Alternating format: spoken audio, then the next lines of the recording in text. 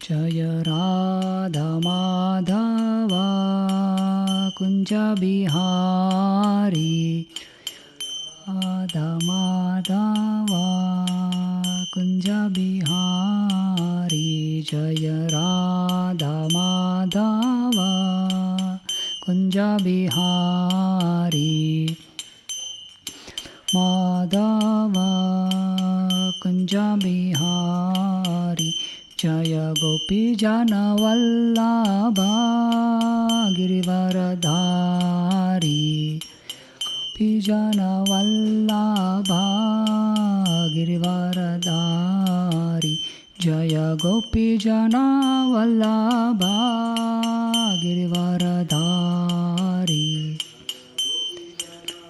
Labha Girivaradhari Jaya Yashodanandana Vrajajana Ranjana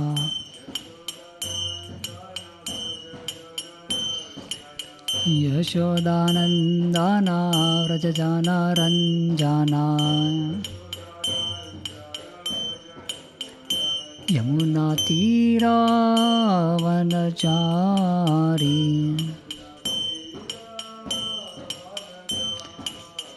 Yamuna Tiro Vanajari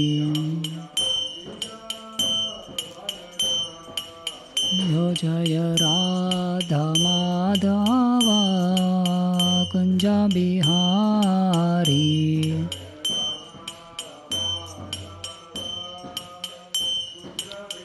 Hari Jaya Radha Madhava Kunja Bihari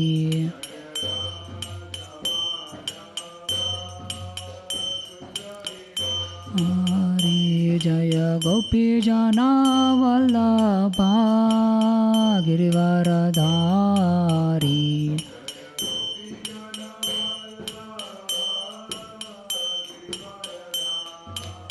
Jaya Gopi Jana Vallabha Jaya Girivaradhari Jaya Girivaradhari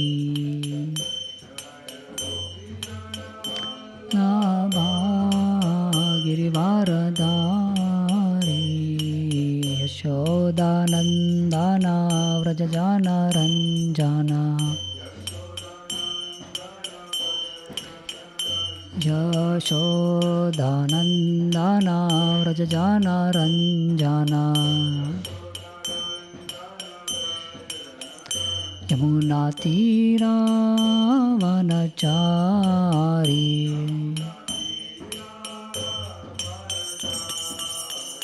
Jaya Radha Madhava Kunja Bihari Madhava Kunja Bihari Jaya Radha Madhava Kunja Bihari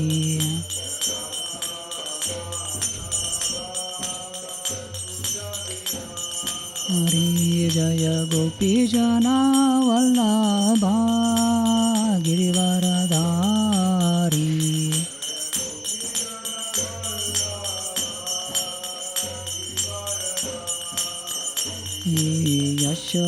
Yashodanandana Vrajajana Ranjana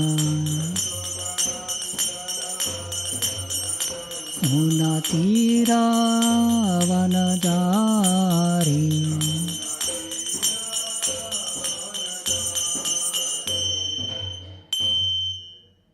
Hare Krishna Hare Krishna Krishna Krishna Hare Hare Hare Rama Hare Rama Rama Rama Hare Hare Krishna Hare Krishna Krishna Krishna Hare Hare Hare Rama, Rama Rama, Hare Hare, Hare Krishna, Krishna Krishna, Hare Hare, Hare Rama, Rama Rama, Hare Hare, Hare Krishna, Krishna Krishna, Hare Hare, Hare Rama, Rama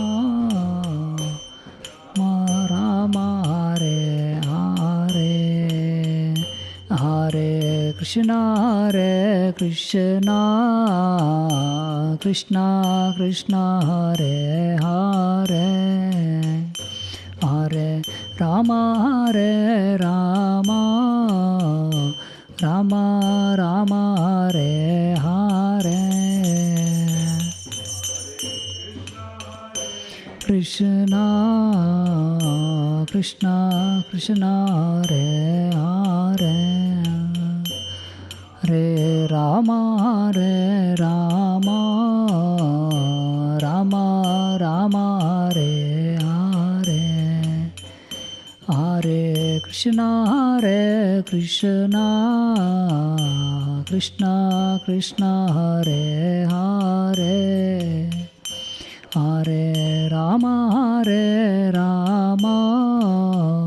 Rama Rama, Hare Hare,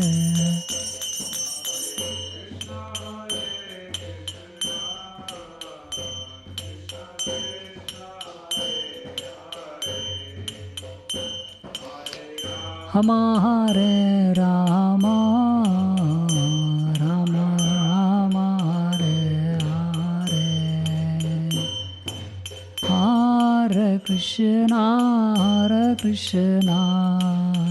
Krishna Krishna, Hare Hare, Hare Rama, Rama Rama, Hare Hare, Hare Krishna, Krishna Krishna, Hare Hare, Hare Rama, Rama Hare Hare, Hare Krishna, Krishna Krishna, Hare Hare, Hare Rama,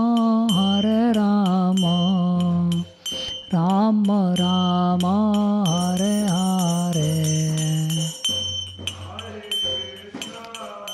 Hare Krishna, Krishna Krishna, Hare Hare, Hare Rama, Rama Hare Hare, Hare Krishna, Krishna Krishna, Hare Hare, Hare Rama, Rama Rama, Hare Hare,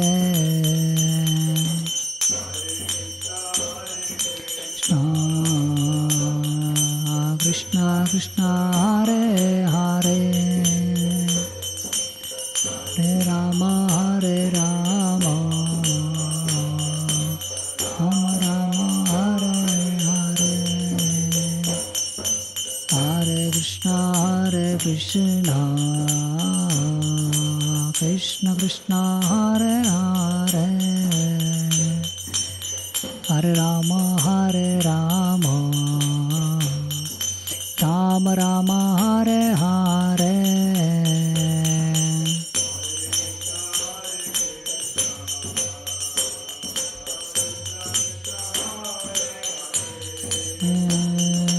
Hare Rama,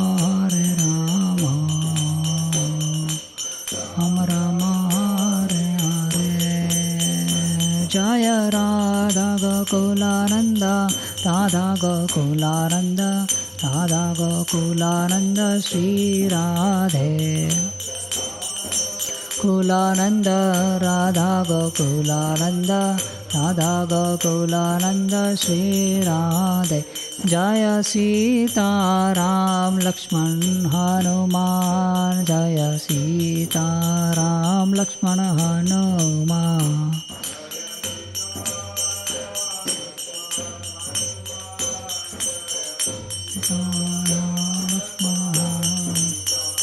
Jaya Gauranita, Jaya Gauranita, Jaya Gauranita, Jaya Gauranita.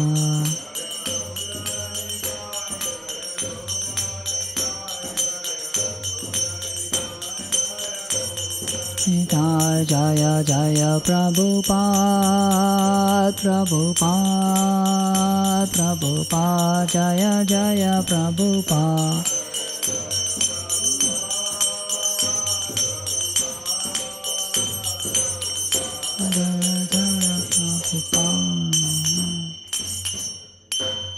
Jai Shri Prabhupada ki. Okay. So, thank you all very much for joining us online, and those of you here in the temple room.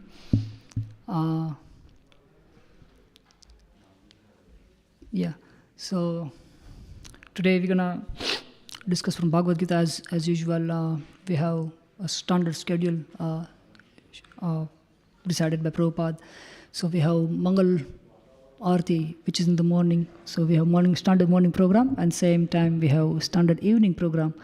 So morning program usually starts at 4:30. So another name of morning program, or Sanskrit name of morning program, is Mangal Aarti.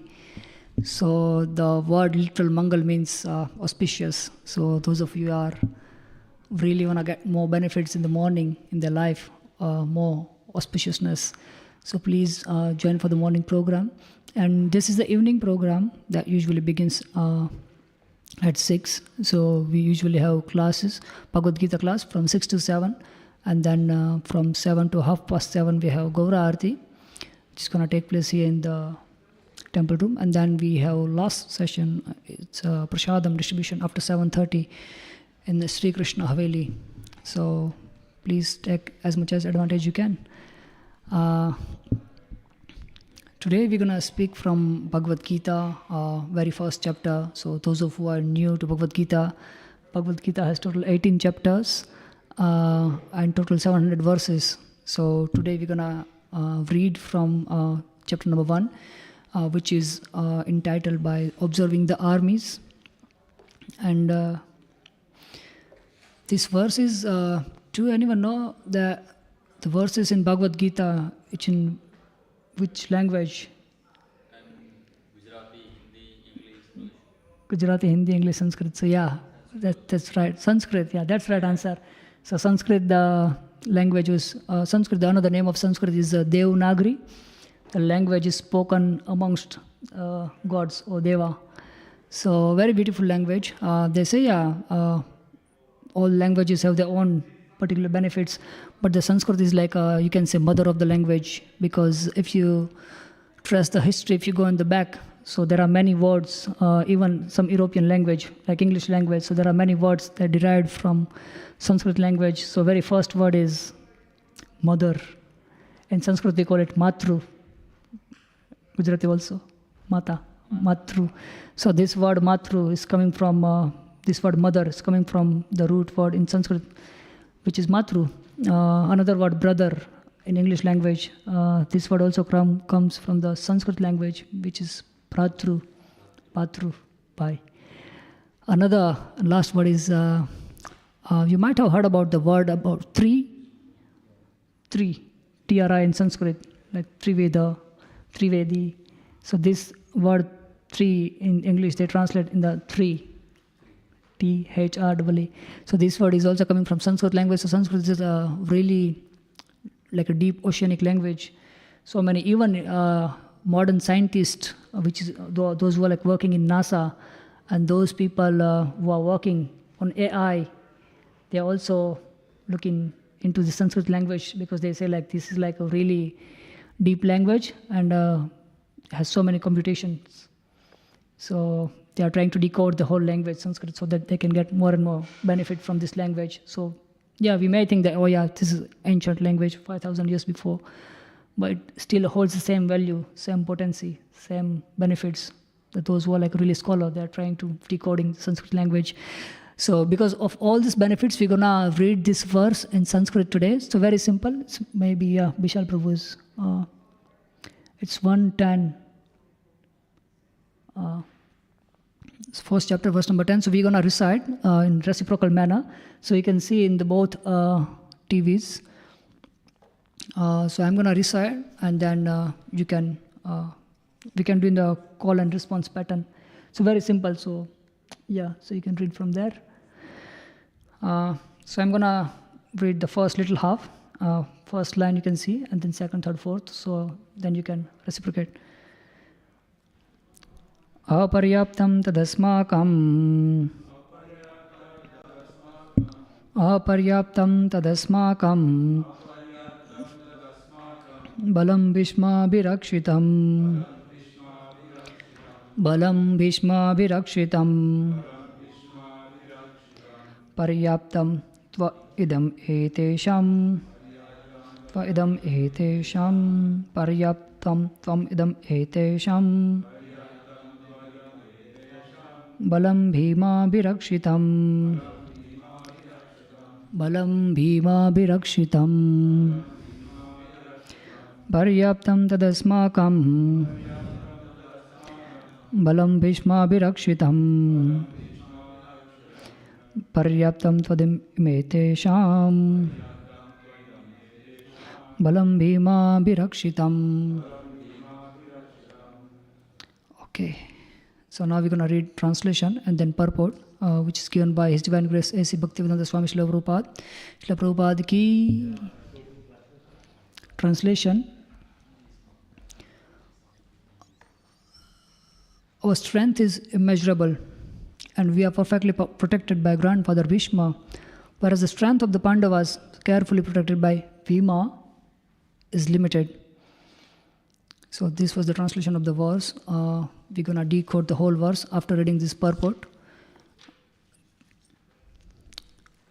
Those of you here, like hearing this word first time purport, usually we hear like commentary or tika, but the literal meaning of purport is like how we can apply this verse in our life in this day and age.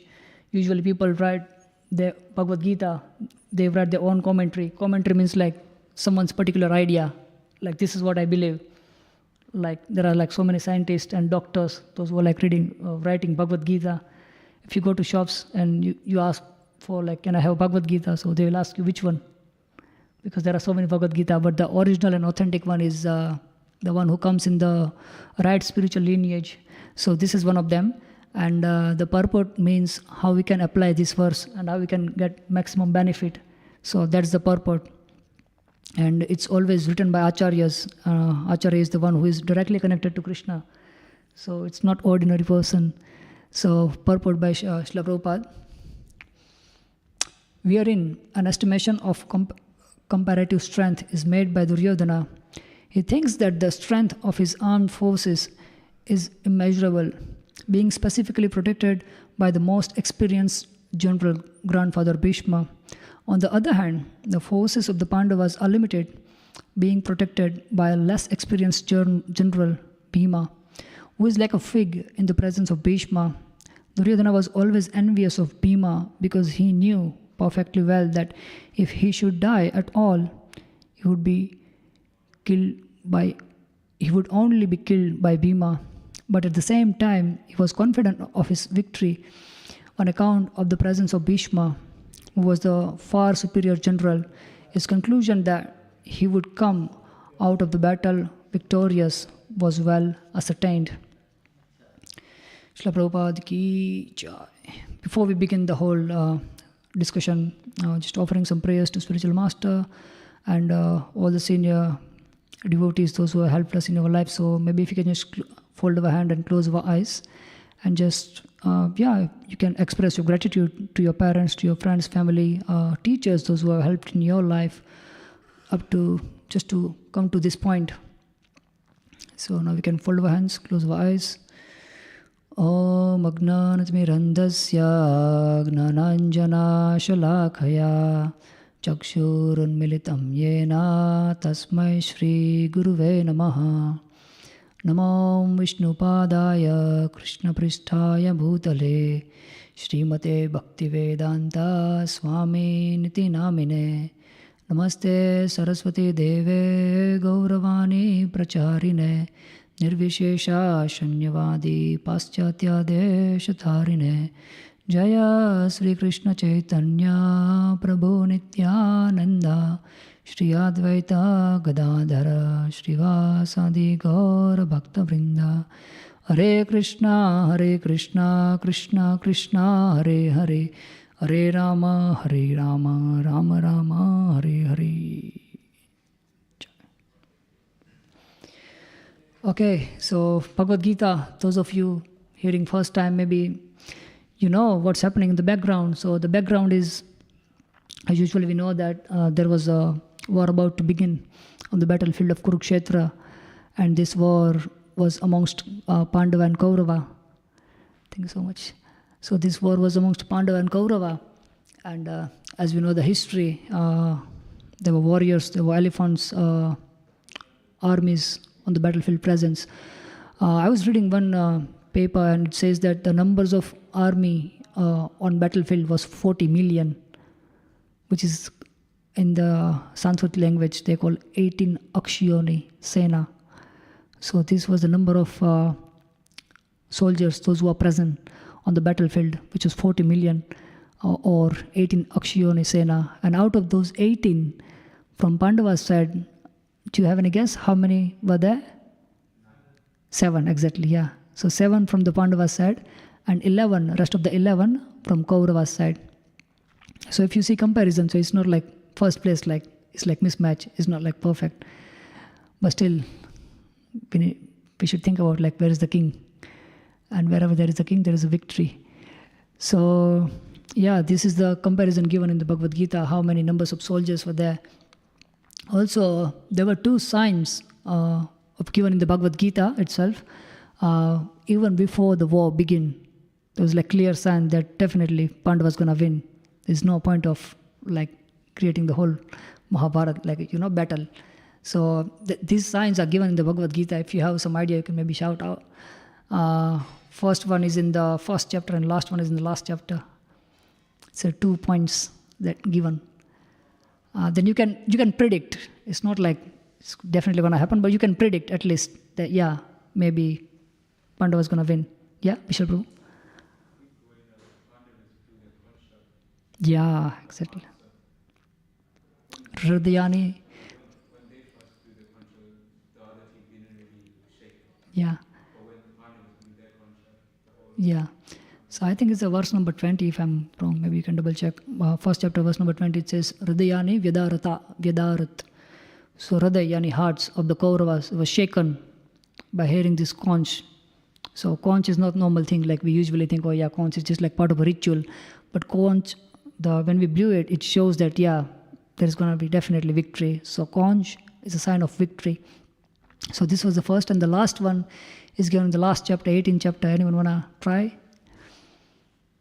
It's a very famous verse. Yatra Yogeshvara, yeah, Krishna, Yatra Partha Dhanurdhara, Tatra Shri Vijaya, Bhutir Dhruva Nitir Mama. So Sanjay is saying that wherever is Krishna, Yatra Yogeshvara, Krishna, Yogeshvara means the like a master of all yogic potency, master of all powers, which is like supernatural. Yatra Yogeshvara Krishna, Yatra Partha Dhanurdhara. And wherever there is Arjuna with his divine bow, there is definitely going to victory. So these are 2 signs are given that even before the whole big war of Mahabharata, one can predict that, yeah, Pandava is going to definitely win in this whole case. So this was the beginning. And if we focus on this verse, if you see in this translation, we can focus on 2 words. First word is in the first line and last word is in the last line. So first word is immeasurable, or in Sanskrit is aparyaptam. The last word is paryaptam, which is limited.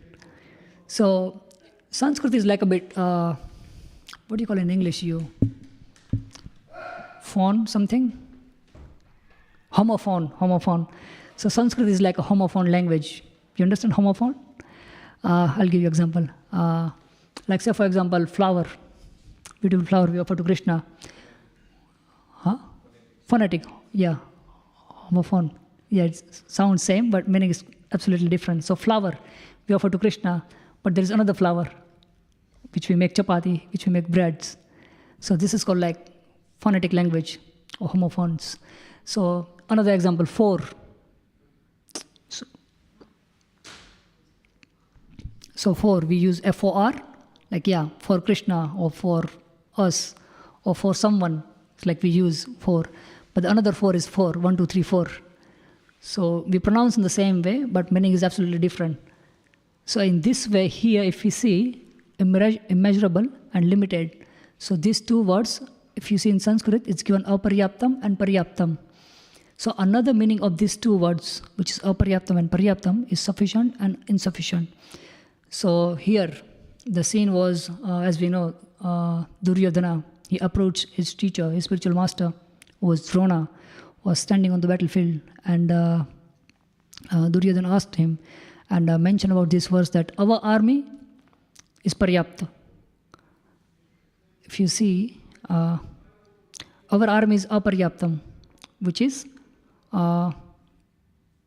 insufficient in one sense to defeat the Pandavas, and their army is paryaptam, means complete, paryapta. We say paryapta, means sufficient to defeat us.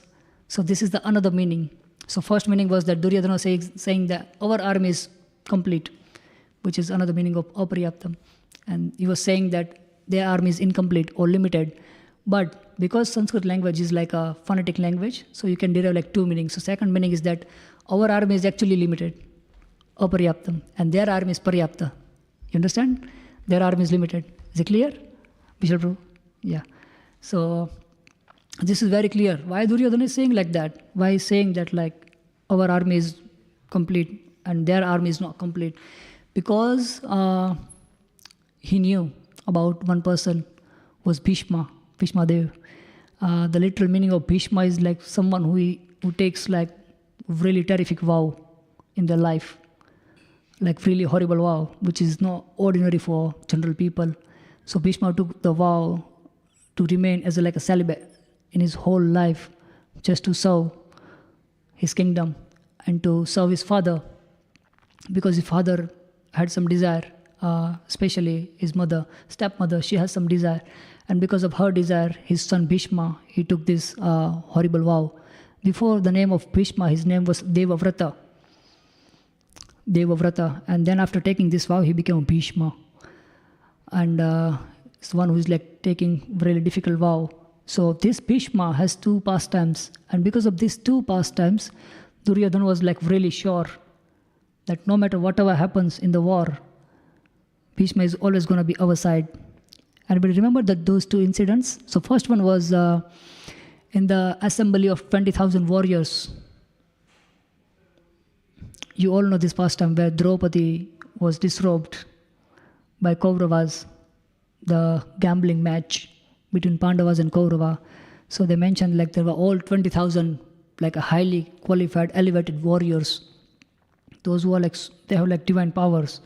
And still in their presence, Kaurava dared to disrobe the Draupadi.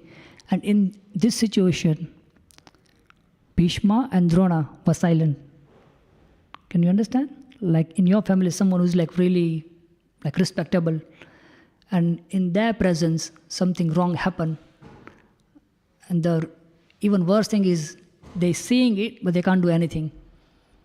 Just because of there are some their own personal vows, they were like bound, they were like restricted to do certain things in their life. So this incident will happen, and as we know that Dhritarashtra and all the Pandavas, specifically Bhishma Dev and Dronacharya were there, and they didn't speak anything. After seeing this, Duryodhana was very confirmed, very sure that doesn't matter whatever happen in future, these two gentlemen will always will be in our side. So there was confirmation. So that's why the Duryodhana, even though he was wrong, he was very confident, and I would say overconfident. Sri Sri Radha Gokulananda ki jai, Sri Sri Sitaram Lakshman Hanuman ki jai, Gauranitai ki jai, Jagadguru Srila Prabhupada ki jai. So this was the first incident that happened in the assembly of 20,000 warriors, where Draupadi was disrobed, but no one could do anything. And the second incident was the Swayamvar.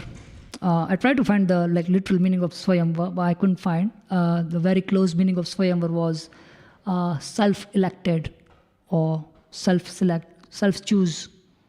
So people usually sometimes they believe that in eastern side, they're like women are like always keep under the control. They don't have any freedom. But it was not like that. Here we can see in the scripture that woman, bride, they specifically have their own right to choose their own husband in presence of everybody. So this is called Swayamvar. There are many grooms, and the bride, she comes and she picks one, and this gentleman is going to be his future husband. So this incident was there. This was happening, and there was this queen, and there were three sisters, Amba, Ambika, and Ambalika. So all of these three sisters having this self-selected marriage. And out of these three, Amba, she had already previous affair with one warrior out of that assembly. And his name was Shalva. And Shalva was supposed to marry with this. They already pre-planned, like we do all the formalities, but we know already what's going to happen. So this was the situation that they were having some affairs, and they're going to decide or make a formal commitment in this assembly. So what happened in this case, Bhishma Dev, his stepmother, this stepmother of Bhishma, she has son, and his name was Vichitravirya. And this Vichitravirya was bit off. You understand? He was not on track, but he was a bit off. He was lazy, not doing anything like a significant or tangible thing in his life. So he was just wasting time, not earning money. Though he was a son of a king, he was a prince, but he was just kind of a guy who was wasting his life. So out of compassion and mercy, his mother, Satyavati, she approached Bhishma and she said, "You are a warrior."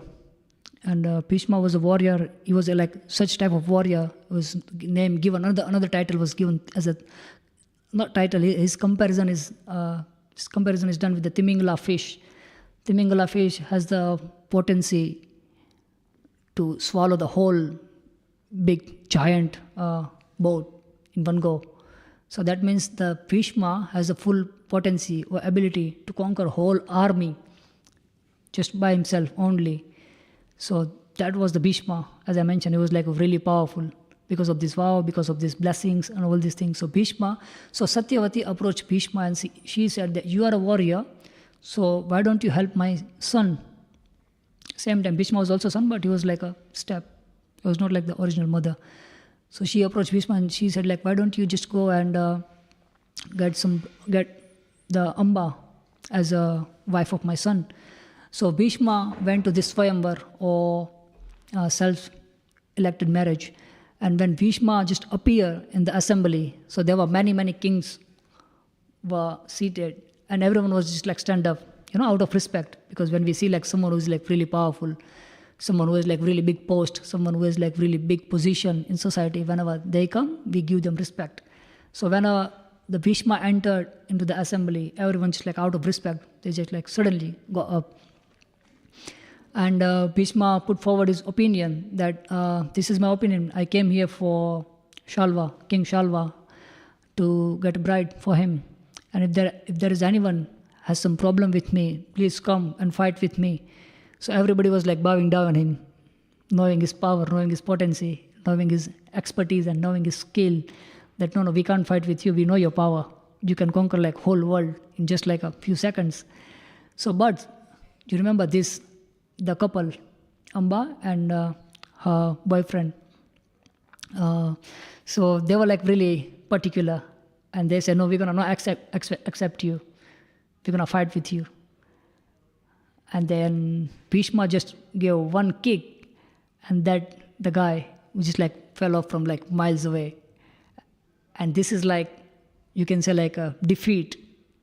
Like even before starting a war with someone, you just like defeated by one kick. So he was like completely flat on the ground. He was not able to stand up. And seeing this, everyone was like even shocked. And then still, the wife, Amba, she was like still determined. She said, no, you have to stand up. Now I'm gonna marry with you. Doesn't matter whatever Bhishma does. But the boyfriend, he says that, no, I'm defeated now. I can't do anything. Because these people are those who are like believe in law, believe in morality. It's not like immoral, like people we see like they say something but they mean differently. So this king was like really honest. He said, no, I'm defeated from this war and now I can't do anything. So you have to, so this king, boyfriend is saying, Amba, you have to go and marry. You have to go with Bhishma and marry Shalva.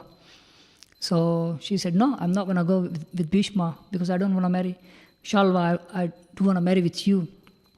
So she was still like very determined. And she decided to visit Bhishma's spiritual master, which was Parshuram. And she came to Parshuram, was like up north on the whole planetary system. So Parshuram was doing meditation. So by her, she started austerity to get attention of Parshuram, which was teacher of Bhishma. And she wanted to complain about Bhishma that your disciple is not like following my order and he's doing something which is against my desire. So she finally broke the meditation of Parshuram, and Parshuram asked, how can I serve you, what you want? And she said that there is a great injustice happening with me. There are some people who is doing work or they are taking some actions against my desire. Please protect me, please save me. And Parshuram got like really angry.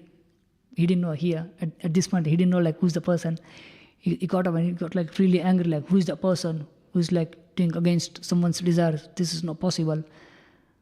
And the Parshuram asked a couple of times, like, who is that person? Who is that person? And then this Amba politely said, that's your disciple, Bhishma. And so, no, that's not possible. Call him here.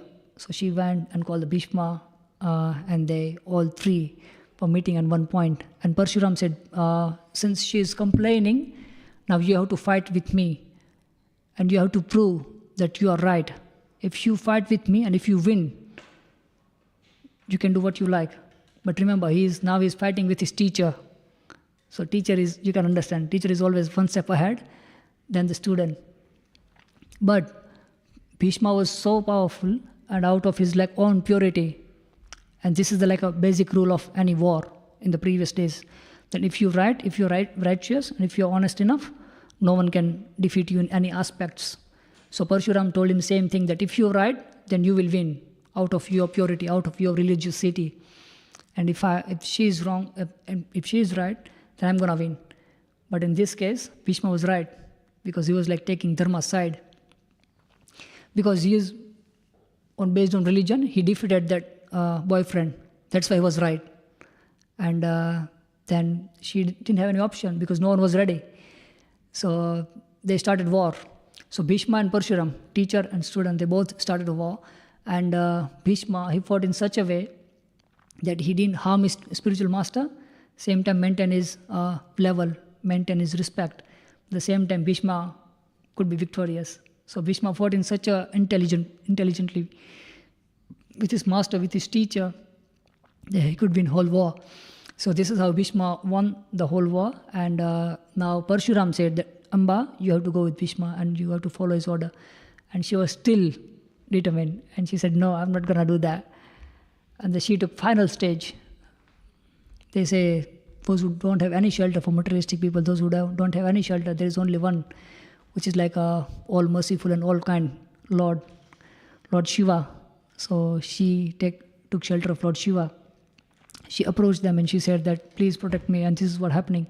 And Shiva is all merciful. He can give you all the boons, whatever you want in your life. Shiva is not like very much concerned what's going to happen in future. He's like really, another name is Bholenath. That means like one who is really kind and merciful.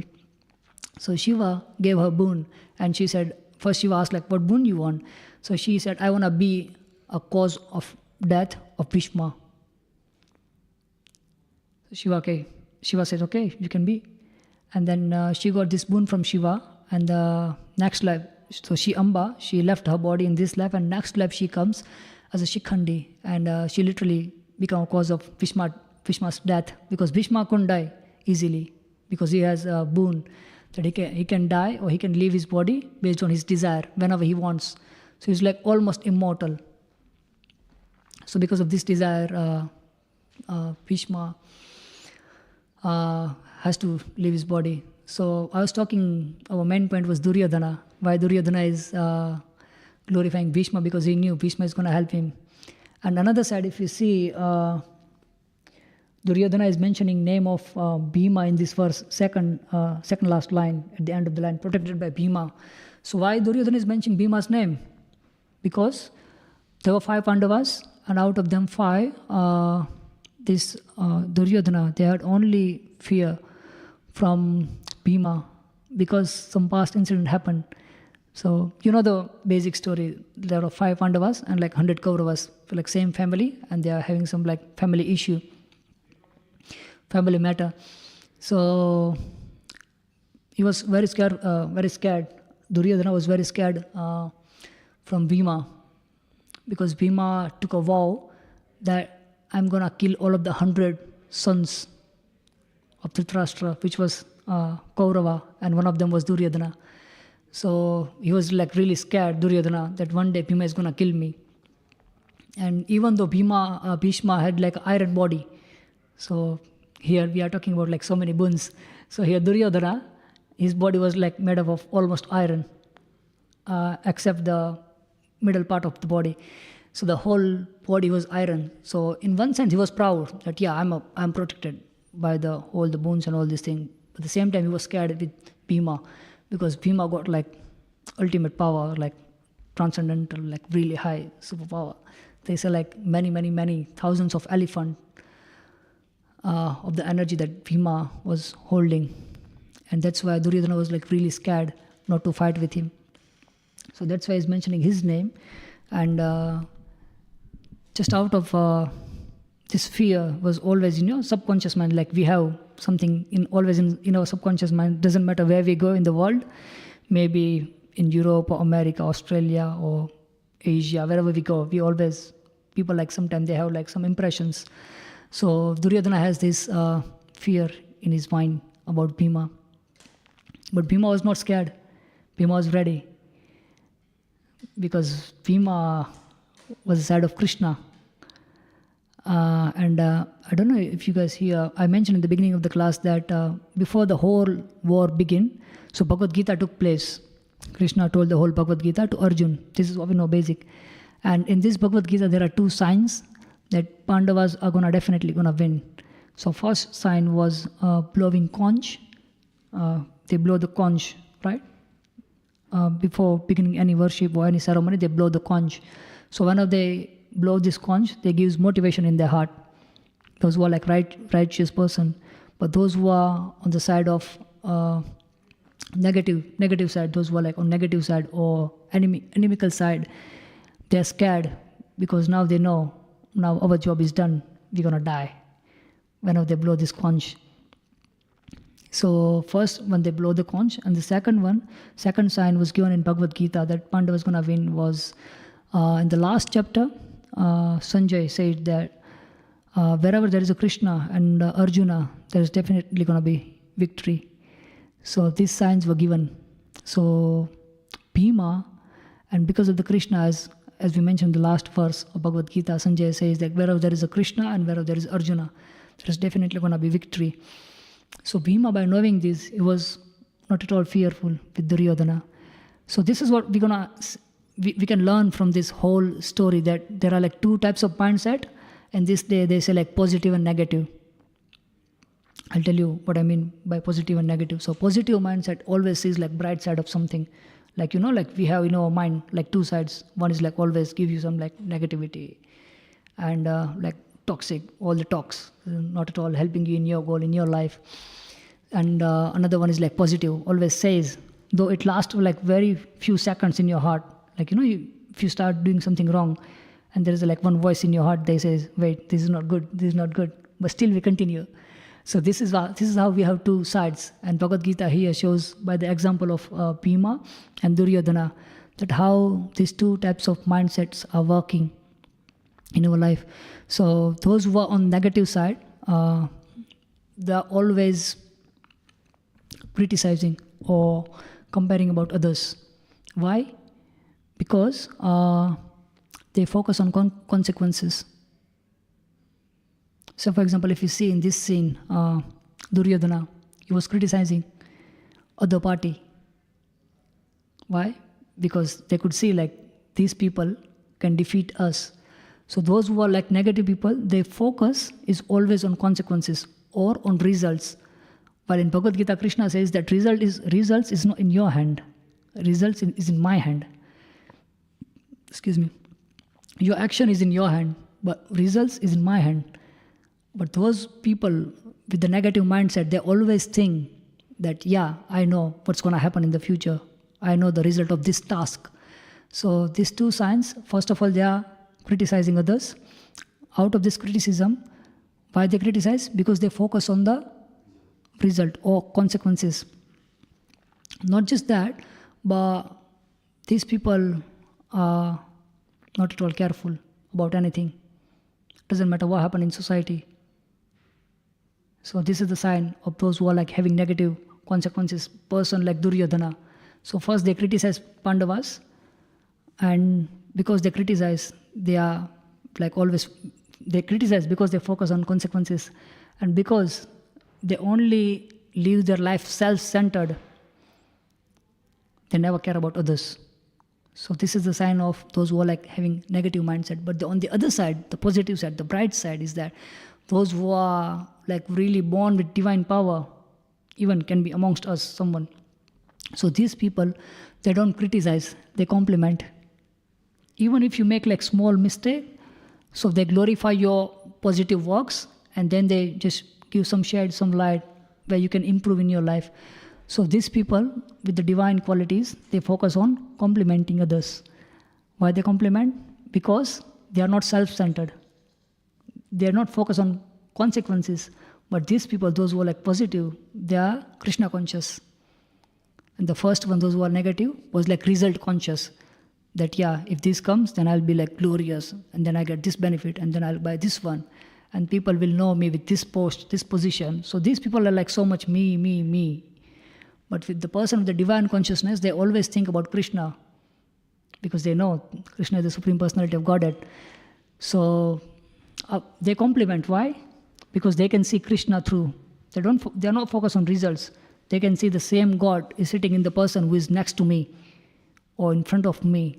The same God is there. The God is sitting in my heart. Because they can see Krishna really, they are focused on Krishna and not on their own personal self. So this is called life of selflessness.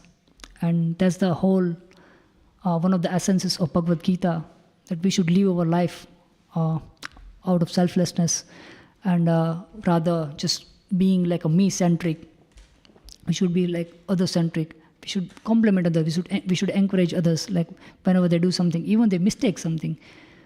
Remember, those who are like a really powerful, positive, or spiritually advanced person, they compliment, they encourage others. And just to give you a rough idea, if you see like someone who is like really with a good sense, or maybe successful, I would say, in some sense of life, not just materially or not just like financially successful, but those who are like overall successful, these people always like encourage you. Whenever you are there in their presence, you'll always feel like, oh yeah, there is someone in my life. I'm not alone. So this is the sign of positive person. So they always compliment you, they encourage you, they always inspire you, because they can see Krishna. And because they can see Krishna, they are the genuine carer. Not just like a flattery words, or not just like a flowery language, because like we have like so many people in our life. They say like, doesn't matter whatever we do in our life, but they say, oh yeah, you're good, you're always great, you're doing so very well. But this is just like flatter. But they're not really compassionate or really concerned from their heart about you. But as we can see here, from Pandava's side, they are like really compassionate. Should I give you an example? Pandava, they adopt their grandfather. Who was that? Dhritarashtra. Even though the opponent army, the 100 Kauravas, were son of Dhritarashtra. So this is how those who are positive, those who are like spiritually advanced, they can accommodate. So one of live example is Prabhupada. So Prabhupada, he wanted to build a house where whole world can live together. So this is the sign of those who are really blessed, those who are like highly advanced in their life. And also not just that, not just their advance, they can show us, they can help us in our life if we follow their footsteps. So these are the 3 lessons that they are always think about others. They are giving compliments because they are Krishna consciousness. And because out of Krishna consciousness, they genuinely care about others. So this is it from my side. Thank you very much. And if you want to share something, your realization, your reflection, or if you have any question, we can discuss from Bhagavad Gita. We have 5 minutes. 5 minutes? Yeah, what time is it? Yeah, 5 minutes. So if you want to share something from your life, yeah.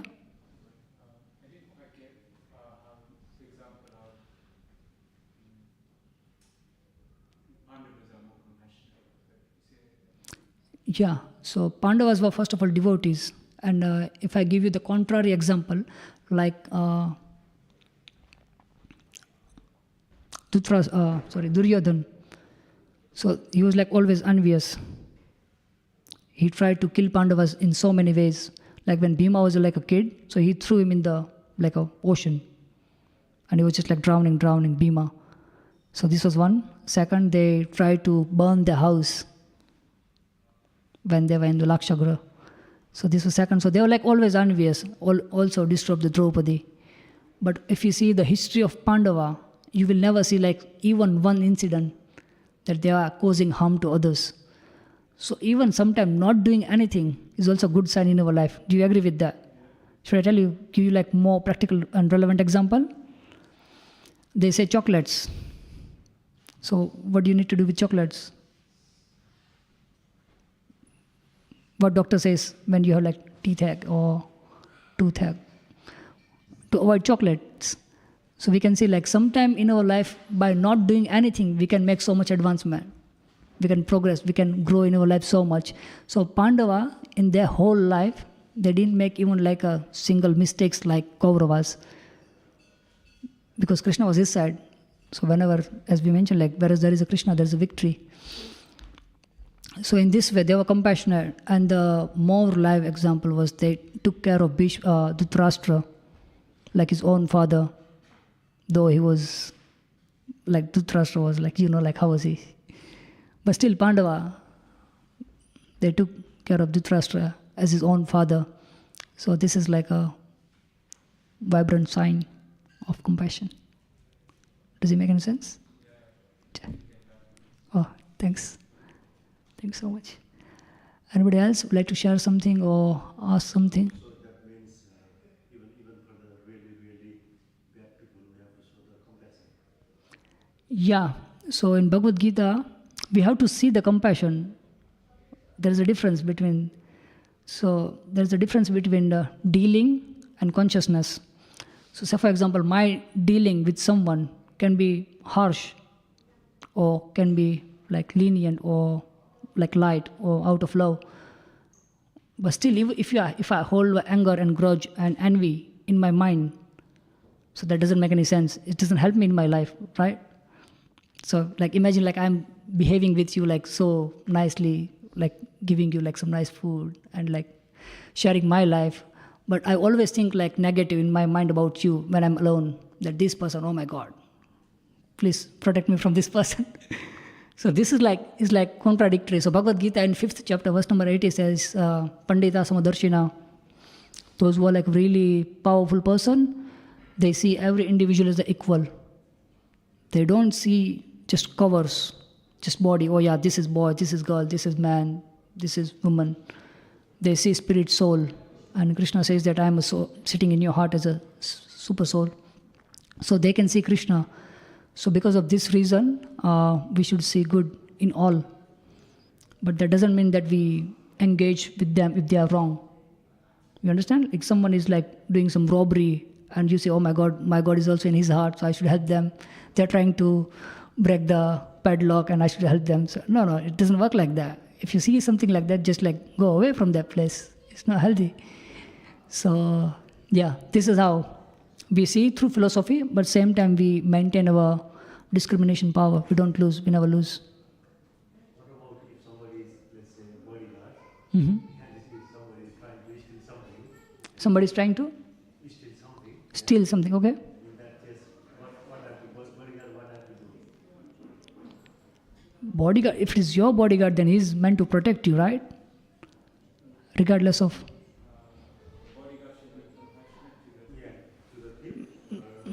I mean, it's not bodyguard's job to stop them, or it's police job. And if it's your house, then yeah, of course you're going to defend. You understand? Thank you so much. Srila Prabhupada ki jai.